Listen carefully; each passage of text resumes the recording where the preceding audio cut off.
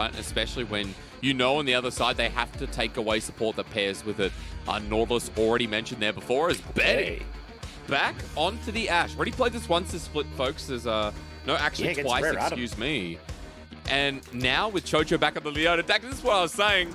They're just picking up their formula again. Yeah, and this was an incredibly potent bot lane that Rogue Warriors ran against Rare Asum, where they were able to play heavily down towards that bottom side. You got this engage with Chocho Betty, the slows, so difficult to manage for a Kalista, because not only does it stop you from getting those hops, it actively slows down your attack speed as well, because it impacts your movement speed. So a really nice pick against that Kalista, and that level 6 insanely potent for Betty. They use this with great picks in that mid game as well, and when you look towards Rogue Warriors composition with things like the LeBlanc and the Ashe, the Leona, if you are ever separated as TT, they are going to be able to turn you, or just completely like destroy you by picking you off. I love that point. The Enchanted Crystal Arrow you mentioned, Xiaohao with the Lee Sin, right? Even Sett can separate you. There's a lot of potency in the pick potential. On the other side, Dagda, though, the longer these fights go on, the more space with a Lissandra, a Kalista, a Gwen. It feels like it's even easier for TT to just take their time and pick apart the remaining pieces if they don't get caught. Yeah, and I think as well, like, not only do you have kind of the opportunity to pick apart those remaining pieces, your straight up team fight is pretty strong as well. One of the nice things about going for something like an Ashe is you can actually pick up that early wit's end, and when you're playing against a team with like the likes of a Gwen, a Lissandra, these kind of things that have that heavy AP orientation, it does give you a lot of beefiness and tankiness alongside that Immortal Shield bow. So not only do you end up incredibly strong as just an Ashe come those late game fights, but as well you end up pretty tanky. So going to be a very nice combo for Betty, and I'm hoping we'll see the same card performance we got from against Rogue Warrior, or sorry, against Rare Adam. Because against Rare Adam, against Suning, folks, you know the story here today. It's Rogue Warriors who are on a win streak. It's Rogue Warriors who are trying to make the impossible run towards playoffs. And against TT, the team that's sitting 16th right now in the league, their life is on the line, and Rogue Warriors want to siphon it out of them for yet another win. We're about to enter Summoner's Rift here in Shanghai once again. TT, if they lose this series, they're out, they're done. No playoff chance for you. But Rogue Warriors, if they lose this, that momentum will be halted, and it makes playoffs that much harder, and maybe even a bit of a dream. Everything on the line here as we open up week number 7. Dagda, only 3 weeks more to go of LPL. I mean, we've already towards the end of the split, dude. It's almost 2023. I don't know what's going on with time. I wish it would slow down. People are going to start calling me Boomer, you know, in the coming years as well. It's a bit too much. Here, I got a couple of years on you as well, lad, so don't start. Oh, sorry. We're almost 30. Can you believe that? I'm not going to, reveal your age if you don't want to. 28. Don't. Okay. 30 doesn't exist. Almost 30. And then that's when we have to start, going to wine mixes, taking the kids to soccer practice. I don't know, maybe that's a little bit too young as well. Those are 40. I feel like we don't have to be adults ever because our job is to talk about computer games. Yeah. Like, whenever someone's like, you gotta grow up, I'm like, look what I do for a living. That's right. Like, I would love to be 50 and talk about League of Legends. Can you imagine the meta then? There'll be a turret. There'll be a champion that's a turret and takes down, sits in dead turrets, and then champions can't walk near it. That'll be the gameplay. I just don't want to see what crazy stuff Circle ET has come out with, because when we have Akshad who revives people in 2021, what happens in 20 plus years time? Hey Dagda, how much power creep can you have? I gotta pause this conversation as much as I want to. Xiaopeng got first blood. We're waiting for a replay, folks. It's 2 minutes into the game. Because there's a kill on the board. Yeah, we definitely noticed. So what happened? Because CDC actually died and burned his flash.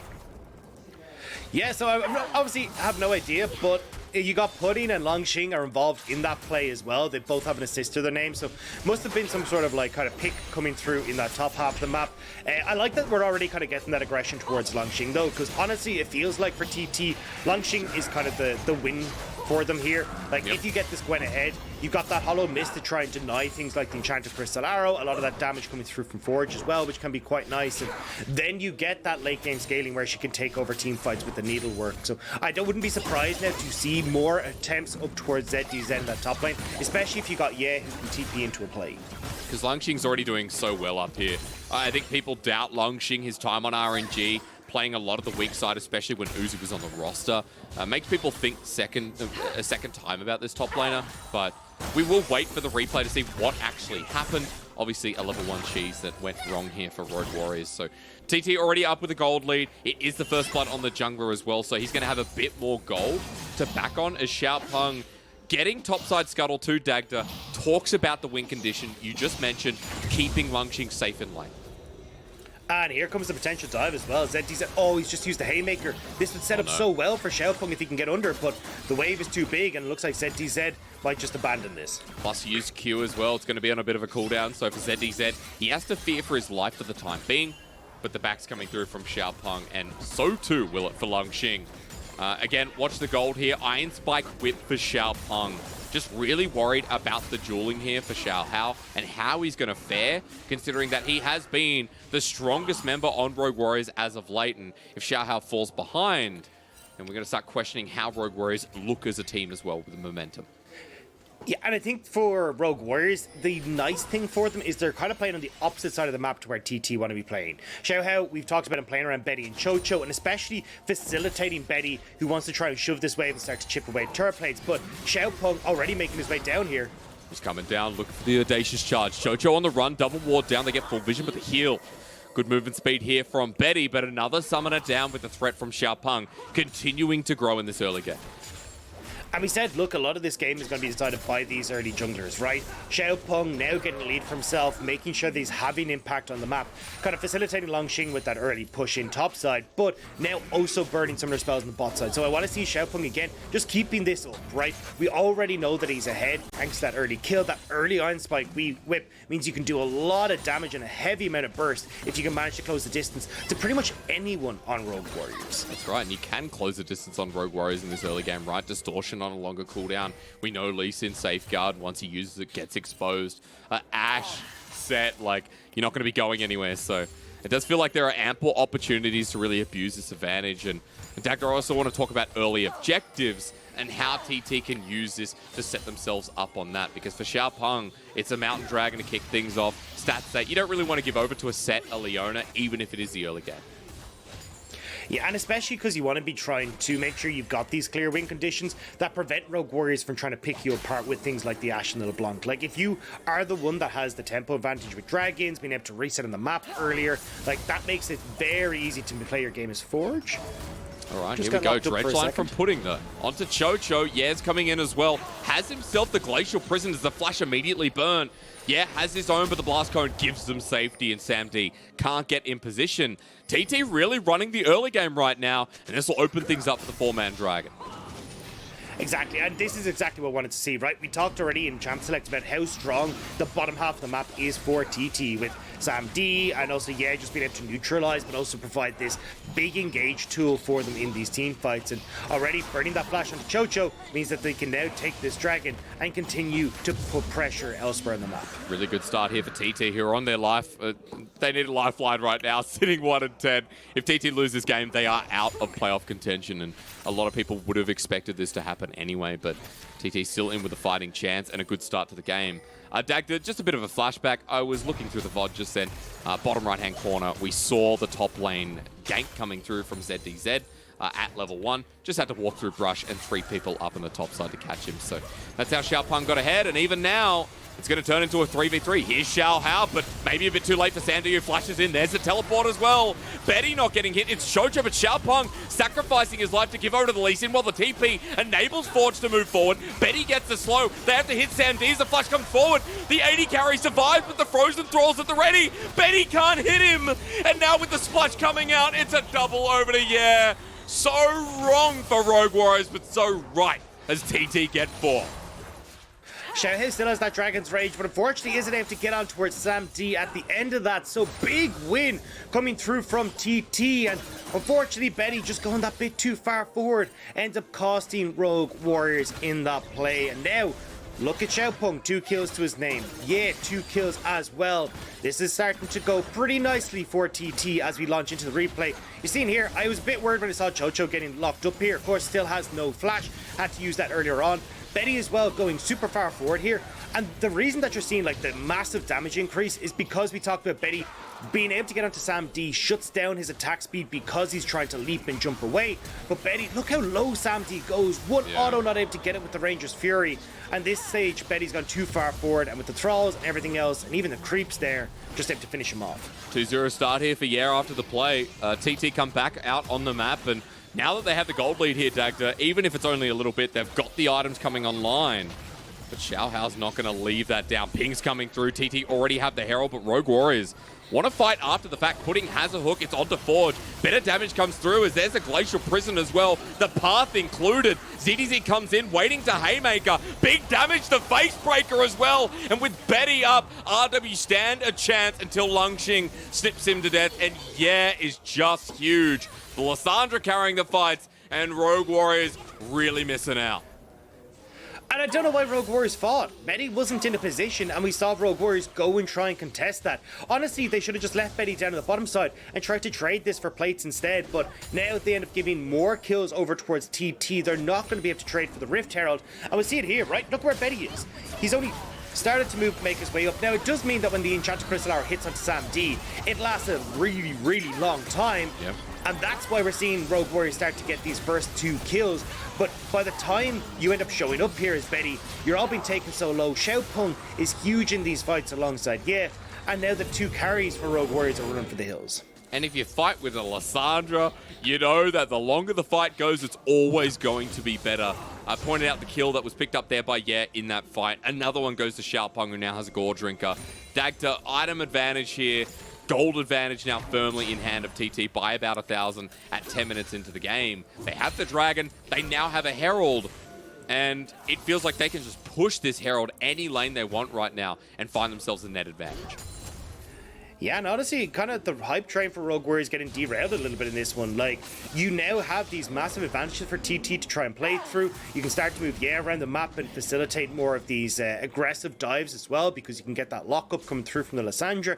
And as well, like, every objective has gone the way of TT. They still have that Rift Tower to try and blow open some of these towers, get a lot more gold into their back pockets. And for a team that has the late game scaling option with that Gwen, this is exactly where you want to be. That's right. You keep the game going like this, and for TT, game 1 could just be in the palm of their hands. But again, guys, still very early on. We have to look towards this next Dragon in 45 seconds. The Herald placement as well for Xiaopeng to see how he can use it to help them get this next objective. I think importantly enough as well, when Xiaopeng has a lead on TT, it always feels like this team has direction. He has been the standing player of Dominus, of Sino Dragon, back when they did make it into playoffs. And Xiaopeng has always been a jungler that we've looked highly on. So I feel like this game, with him leading the charge, it is a very good sign that for TT, they are in control and have that direction. And he's doing a great job of controlling this bot side river as well. I mean, even look at the vision score he has for himself. 21 right now. So early. Like, that's insane when you look at everyone else in the game. But this guy's been doing a phenomenal job of clearing out all the vision and making sure that you can keep this control for TT. So when you look at the Dragon, right, how do you try and make a pick as Betty or Forge when you can't even spot where TT are? Well, Herald's going to come down, and part of that control talk is just going to be given over to TT here as the Herald charges on in. Gold separates, spreads out, and last plate's going to still be left standing. But for Rogue Warriors, push back against their turret. I will say, though, Dagda, mid gets shoved out. It will give Forge a chance to roam. And this Dragon now going to be started, but do Rogue Warriors want to fight? I don't think you do here. I mean, look at ZWuJi in the top lane. Yes, he has the TP, but let him take a couple of plates. It's the second Dragon. It's not the end of the world. Sure. And it means that you're actually able to get some gold back in your favor. And you can see that's exactly what Rogue Warriors decide to do. Instead, get ZWuJi into a position where he's happy because Langx had to walk down to the Dragon because he had no TP. I mean, this wave's going to be obliterated. He is going to get this next plate with Knuckle down as well. It's so easy as a set to take quick plating when the enemy laner leaves. And ZWuJi just picked up 4. So look at gold on the top of your screen with our little counter. 1,000 gold in the lead over Langx when ZWuJi was the person that died to the first blood. And as well, ZWuJi has gone for the Gore Drinker versus something like the Stridebreaker. So he's going to be a bit of a menace in these team fights as well, being able to stick around even longer thanks to the healing that comes off that. And certainly going to be getting a lot of damage off with things like the Knuckle Down and that Haymaker. So we'll have to see how how TT are gonna be able to manage that when we get in here. But certainly when you've got like 7 kills already on your top half of the map, it feels like these early skirmishes still towards things like the Rift Herald in 2 to 3 minutes time should still be going TT's way. Yeah, I mean, the items that we talk about here for the side of Rogue Warriors will soon be matched and in greater form. Yeah, still hasn't backed away. Sitting on a bit of gold right now, you can see, goes back to base. Everfrost now picked up. And you thought those frozen draws were doing so much in the previous fights. Wait for this third dragon, the next Herald as well that Dagda talked about. I'm scared because, yeah, when he has the space, when he has the time, Lissandra just so good at abusing the fact that people are going to walk into her, and she loves every part of it. And again, like, you got options here as TT to try and avoid a lot of the quick burst tools coming through from Rogue Warriors, or even like the likes of that Enchanted Crystal Arrow. Lissandra ults herself, be able to keep herself safe. You look towards the likes of the Hollowed Mist for Gwen as well. You do have options here as TT to bypass a lot of what Rogue Warriors want to do. So I think in these team fights, Rogue Warriors will certainly have their work cut out for them, especially the later this game goes, and you start to get more items on towards Xiaopeng and Langx. Hey, Dag, just super random tangent as Herald's going to spawn soon as we get to 14 minutes. I want to point out, if I was I would have just added the P at the end. Imagine having TT Yep. That would have been a little bit more exciting. As speak of exciting, that's a 1v1 in the bottom lane. Forge hit pretty hard, but Yep as well. Sorry, yeah, is actually going to be half HP too. But Herald spawning, this is a big deal. Yeah, has TP, so does Forge. And it feels like we need to watch these angles that are played through if Rogue Warriors want to contest this objective. Maybe he's just a really big fan of, and I can't think of the name of the detective who does the like bad puns. So maybe, oh, hang on. Face call used for Enchanted Crystal. Yeah, but maybe he just walks into rooms and makes a terrible pun and then just walks out going, yeah, the whole time. Like, I mean, you've got many options here with this kind of name, you know? You do. You do. Yeah, nah is something I'd go for as an Australian. Any Aussies in the chat will know how we speak because Rogue Warriors, they're here first, but teleport on the back end, dredge line doesn't connect. I'm sensing a fight as Xiaopeng goes in, instant flash away from Betty. He's caught out without the Enchanted Crystal Arrow. Now Langx on the angle as Forge is playing on it as well. Into the front though, look at ZWuJi. Haymaker flash, pudding about to go down, but the frozen thralls are starting to come out as Xiaopeng on the back end is down too. Rogue Warriors kiting it out.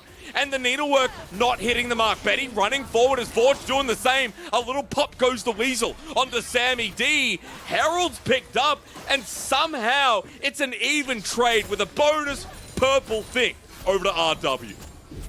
Yeah, Rogue Warriors just got to have their way in that fight. The entire time you've got a very spread out TT battling across the map. QiuQiu buying a lot of time, and means Rogue Warriors right on top, charging towards mid lane as well, means that they should be able to get this mid lane turn for themselves off the back of that play.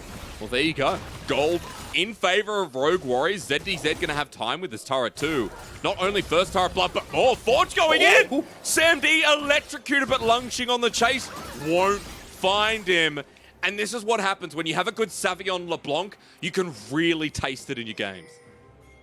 Yeah, that was very close to Sam D going down. Forge nearly able to take out the TT80 carry, but we're going to be running into this replay here. You can see, right, you get the double TP on the backside here, and they end up getting knocked back by Xiaohao, spending a lot of time trying to get entry into this fight with Forge zoning the two of them off. And again here, QiuQiu buying a lot of time as ZWuJi goes in with that massive showstopper, hits on towards 3 people, and Betty just free hitting this entire time. Even Xiaopeng as well has that crescent guard up, but Betty's inside the limit, and Betty just able to kill so many members off in that fight. I respect him standing his ground, right? He already burnt the flash, of course, but in front of Xiaopeng, he's not trying to kite back. He's standing there knowing his team's there. As we got another fight brewing, guys. Over the wall, Pudding looking for a dredge line after the depth charge. Enchanted Crystal Arrow hits a nice little goal post as TT separate. Sonic Wave, no connection there either, but it's around this third dragon. The Cloud Soul that is also brewing in this game. And a lot of ultis already been burnt for the setup. Yeah, putting no ult, Enchanted Crystal Arrow down as well. Impressed that he managed to miss it, but here we go. Well, Solar Flare's there from QiuQiu too. Yeah, over the wall. It's Rogue Warriors trying to push in to get their first dragon of the game, but TT don't want to go quietly as the Facebreaker in. Fate's Call re-engage, yeah! With a big W! The Ring of Frost sets apart Rogue Warriors. ZWuJi trying to bring it back in the backline. He does a good job, but the Haymaker is on cooldown. Xiaohao's into the backline, but snip time. Betty doesn't want to go near the sowing class today. And TT have handily taken this one. It is another volley to slow them down. TT. It was again who definitely said nah. Huge engage from in that fight, managing to pick up the victory for TT. Crucially, that third dragon as well, and what was looking a little bit dicey for a while for TT is now firmly back in control of the team in blue. And I think honestly this is a big fight, kind of as you said, like for the confidence in this game, because you look at going in here, massive engage, and unfortunately for Rogue Warriors, just no one able to really get away from that. And Xiaohao trying to do his best here to kind of stem the bleeding of this fight. Betty doing a lot of work, but Xiaopeng with that crescent guard able to absorb so much damage. Langx with the hollowed mist we talked about as well, being able to play frontline and dissuade a lot of this damage means that even though Betty is trying his damnedest to make things work in the back line, he just cannot get through this front line of TT. I mean, there was a problem here. Is a good little ultimate use. Betty with the sidestep as well. I respect that, especially if they can get as he's Sonic waved in the Frozen Tomb on himself, but he's dead. Xiaopeng has left him for dead, and Xiaohao's Lissandra to the rescue again, Dagda. Ooh, Forge just missing out towards Putty. Nearly able to follow up on that play. And again, Betty is playing so well these last couple of series. We saw it against Rare Adam as well, where he was having these big carry performances on the Ashe, and we're starting to see it here again as well. These nice side steps, making sure that he's able to get the damage off and find these kills. Dagda, this game has been banging. There's nothing more to say as we have a small break. To point out that we have a 21 kill game at 19 minutes. We have a Cloud Soul coming up that TT obviously have an advantage in, but gold being in Rogue Warriors' favor from a couple of these fights being close, but more so the Herald fight giving them a bit of a boost. We have time to talk about items because it's 3 minutes until Dragon, 15 seconds till Baron, but it is well watered by both teams for now. And I want to point out that we have a 2-item set who died to the first blood. ZWuJi got beefed around by Xiaopeng at level 1. And he's the one who's keeping up in items. He's the one who's keeping up in CS. He's matching items here with Langx. And I think that's the biggest thing of all, that he can be that frontliner and absorb the damage you talked about before. Yeah, the problem for Rogue Warriors is just that Xiaopeng is matching ZWuJi's items. That's how far ahead that this Xin Zhao is right now. The good news for them, though, is Betty has managed to finish that Wit's End just before this fight. So remember we talked about just having a little bit more sustain, the ability to position a bit more aggressively is going to be available for Betty. And when he's been playing so well, that's going to be a lot of damage increase for Rogue Warriors. Question, though, is how will they manage against Langx, who does have that Zhonya's? He's going to be ripping through Rogue Warriors front line if he can get that needlework in the right position. The team fighting item, right? It's not the Nash's Tooth or the side lane for the bullying through the HP tank or whatever. It is about the Zhonya's Hourglass, buying time alongside the Lissandra, because time is what they need. And Dagda, you set it up in Champs. Like, I want to see those angles from Forge as he tries to steal away the scuttle. I want to see ZWuJi, who just burned his flash on bottom side. That's not good whatsoever. Gonna have to back away while Langx gets the shove. Both have TP, or rather ZWuJi, 20-second cooldown on his teleport. Yeah, so we'll be up in time. You're not going to try and overforce. This is TT, but the thing that you do need to be careful of as TT is as you're going for these kind of positional plays to get vision control for Baron and this, you need to make sure you're not getting separated, because there's been a few times there where if Rogue Warriors had realized where was positioned, they could have tried to pull the trigger on towards the two-man group from TT that was in River. So still need to be careful here as TT. You're not in the words yet, and again, pick potential sky high here for Rogue Warriors. But with this Dragon coming up in a minute, with the items that TT have, it feels like they should still be in control and be able to take these team fights for themselves. Especially with the Zhonya's just picked up moments ago by as well. So 2 items, top, mid, jungle. Not there in the bottom lane. That's one thing we need to note, that Betty is stronger as an AD carry right now. Sam D has had a pretty rough time CSing this game, being 30 CS behind. The baby Rage Knife is cute, but you definitely want the Rage Blade at the end of the day. So we'll hold our thoughts there, especially with Dragon coming up in 40 seconds. Both teams eyeing off the prize, and Rogue Warriors wanting this game not to be given a Cloud Soul, not to be given an early Elder, and try and pick off TT before they get to the objective. Forge just poking his head in, seeing if he can get a bit of damage off before this begins. But you can see, positioning over this wall. He wants to see if he can get another magnificent engage off like we saw at this last Dragon fight. That was what clutched that fight out for TT, and he'll need to do it once more. And in an open space, they start. ZWuJi gets pulled in, but putting wrong target there as the chains don't fully connect, and Forge takes a bit of follow-up damage. Dragon about to spawn, and TT, remember, this series is everything. This game would be everything to keep them in playoff potential. As, yeah, angling once more. We've talked about this guy so much this game, Dagda. And waiting to see his Lissandra at work again. The glacial path, what you have to look for is puttings in. Yeah, into the backline, Langx flanking too. Look at the split targeting though. ZWuJi taking on the rest of the team, while Rogue Warriors are just trying to kill Langx. But he has the Sonya's hourglass, and he still survives. Xiaopeng into the backline, and RW, you have lost everything. TT, take the soul, take the fight, take the kills, and take your honor in game 1. It was the 1v4 race on both sides of that fight. Who could take out the opposing top laner faster? And ZWuJi, the level disadvantage, not having the 2.5 second stasis, means that he falls first. TT take the fight, they take the dragon, and they turn their attention to Baron. And Dagda did a speech. It took about 4 minutes at the opening segment. It was all about RW. And apparently TT weren't... What have you done? What have I done? What have you done? It does all start with success, let's be quite real, as Baron goes down. And we'll have a look again because Langx buying so much time on the back end. Yeah, and it's one of the nice things about Gwen, right, is not only do you have a whole heap of damage, but look, Hollowed Mist means that you're not actually getting that damage off as Betty. Then you end up getting that Sonya's hourglass. No. And although ZWuJi is doing a lot of work with that Haymaker and the Gore Drinker to keep himself alive, you just cannot kill Gwen fast enough. And when the rest of TT show up to play, Rogue Warriors have to run away. Well, game 1, that definitely feels like TT have all the cards, and we'll continue to see what they can do now with the Baron buff as well. Remember, they've got a team that, as Dagda's spoken about many times, can group up, overwhelm, take these fights. And what they're doing right now is moving down mid lane as a 5-man unit. Rogue Warriors can't stop this. They have to back away. Yeah, and look, you can see there, TT totally fine to just take this Forge, pushing at that top side of the map. But TT already on the run again. And they want to try and get some vision control in this bot side jungle. Make sure that they're still able to keep this push going. But now, a bit worried about where Forge can be. A bit worried about where their flanks are. And TT start to take a bit of a breather, take a step back. I guess the good thing for Rogue Warriors here, even with the Baron buff, is that TT are very short range. You know, Lissandra, Kalista, sure, there's gap closing, but even Langx, of course, is pretty much melee, apart from the huge scissors that I don't know who let her run around with those.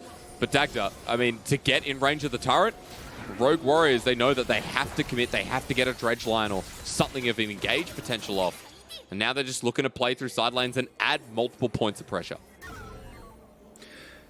Linking up with Langx in the bot side of the map, and this is what you need to do here, is just try and do this push and run type of style where you're just keeping Rogue Warriors on their toes, because they do actually, as you say, like Rogue Warriors has somewhat decent wave clear with Betty as well, but still not going to be able to keep up with this Baron pressure as TT spread them thin, and means that you can always look for these moments as where you can go underneath the tower with that Ice Claw like we're seeing there, pick off members of Rogue Warriors if they get separated. Oh, but the Crescent Guard over the wall, Forge pops his head in. Because Xiaopeng's a little bit low, it'll only be the inner turret, mid, bot, but it's still a big gold lead that's been brought from the Baron buff. 5,000 gold, folks, at 26 minutes. Elder coming up in 3 minutes' time as well. And for now, Rogue Warriors is going to pick up these waves, try and get some resources, and hope that they can do something at this Elder Dragon. At the next Baron as well, that'll be spawning in about 4 or 5 minutes' time, if I'm not incorrect there. And hope that they can get a pick, hope that they can actually play this comp how they wanted to, Dagda, because we haven't seen those pick potentials used. We haven't seen the LeBlanc or the Ashe Arrow or even Sett find one member and RW build numbers advantage before the fight begins.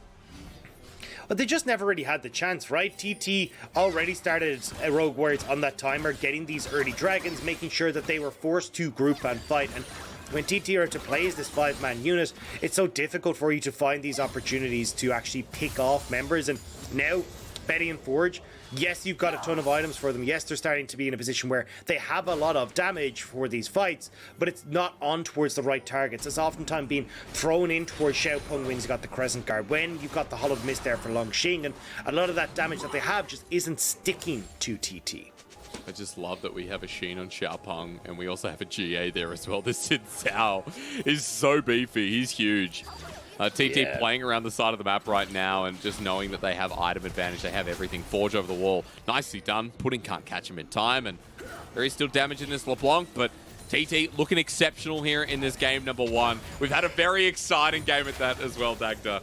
I have to say, when you see blood for the blood god, you bow your head, you respect it, and you say thank you again for blessing this day. And I love that that's what we usually get from Xiaopeng as well, right? Whenever we see the Rek'Sai, it's the lethality Rek'Sai. It's like, I want to kill you right now, immediately. And now we're seeing when he's going towards this Essence Reaver as well, it's like, hey, I have a boatload of damage that I'm just about to toss your direction, and hope you don't catch it, because you're going to go down if you do. That's right. I mean, oh god, seeing all these picks come through, and I think as well, like seeing Lissandra back in the meta. We've got LeBlanc as well, and obviously Lissandra, a big response to LeBlanc as we've seen in times past. We're spicing up drafts quite a bit, and I love that pocket picks are coming through, especially when Forge, has been playing LeBlanc quite a bit. Now he's most played champion as it stands, so definitely hoping to see more of that in game 2. What we're waiting for is the Elder, guys. Elder and Baron, there's a 30-second difference between them. Elder comes first, then the Baron after that. And if Elder goes over, I mean, TT will be able to end the game. The 5 versus 5 already strong enough. And Elder's just going to blast it wide open. Rogue Warriors sitting with their backs against the base, apart from Forge on that top side. And as Elder spawns, there is no vision whatsoever that Rogue Warriors have. Yeah, and you can see how safe Sam D feels. Runins and also that Gwynsu's Rage Blade. He's all in on just, I'm going to pepper you with these spears so then it can get multiple rends off. But it does mean that if ZWuJi is able to get on top of him, or even Forge is able to get on top of him, always the potential to try and burst him out, or at least take him out of the fight with the reduction in the healing, not going for the bloodthirsty second. Found Sam D. Half HP. Forge off of the wing. TP has been committed. It's Langx into the backline as Chocho slowed down. Xiaopeng doesn't want to audacious charges. Forge once again spotted out and flashed on though. The Frozen Tomb, an immediate response. And yeah, absolutely smurfing on the pick as Langx gets the slow with the needlework. The Solar Flare locks them in place. Xiaohao kicks them all up 3 at a time. But at this point, they're scattered. Rogue Warriors have no chance in this game. As ZWuJi versus Langx. It's a Gwen, my man. Lock her into the ground, but the rest of the team are here. The Flash Haymaker blocked by a nice Sonya's Hourglass. And TT have done it all. And there's nothing Rogue Warriors can do. Langx in the 1v3 is nearly killing 2 members by himself. As the rest of TT deal with Xiaohao, TT will take game number 1 against Rogue Warriors. Game 1's a big game here. They keep themselves alive, they keep themselves safe in the series, and give themselves such an advantage to shut up Rogue Warriors fans. Dagda, it does start with success, but success for TT. And it starts with Xiaopeng's success as well for TT. The guy that we highlighted at the start of the day, he has been at the forefront of TT whenever they have these wins. And we saw it again, right? Gets that early kill on top side that we missed, but gets that early orange spike whip. Then playing down towards the bottom side, battling against Xiaohao, stopping him from accelerating Betty and Chocho, and starting up these early dragons as well. So you never get the opportunity as Rogue Warriors to get control of the map, get control of the lanes, and then look to try and make these picks with the LeBlanc and AShe. Instead, you're forced into these head-to-head 5v5s where the composition for TT is stronger, and you get things like Xiaopeng and also the Gwen for Langx able to pop off. The Gwen for Langx had a huge impact in these later fights. Might not have done the most damage in the Rift, but on the Rift rather. In the Rift? On the Rift. I'm going to accept both. But Langx again by the Rift. Oh yeah, take a stroll by the Rift. It'd be fun. But at the end of the day, I mean, Langx as well, that fight, Rogue Warriors spent all their time trying to kill this Gwen, but you got to remember, Gwen has a W. That makes it so she's immune unless you're in the circle. She takes a while to die anyway, and with Riftmaker, she heals up quite a lot back. So, yeah, definitely a champion that we got to remember isn't really fair. I think that game, though, from TT was exceptional, playing towards their win condition. Great direction from Xiaopeng once he had a lead in the game. They never really let that go. Yeah, and I think that's the kind of the big one here is like Xiaopeng being able to control and dictate the pace of this early game. And then looking at as well, the Lissandra neutralized that laning phase fantastically, but these big team fight moments for where he was getting these lockups that we saw at that third dragon that forced the hand of Rogue Warriors, actually kind of brought back the game for TT. And again, the team fighting just far superior from TT with their composition and honestly from the performance as well. I mean, a great starting game from TT. We're going to see if they can take it to a clean 2-0, end that win streak of Rogue Warriors. or if we get a game 3 between the two and spice things up even more right after the break.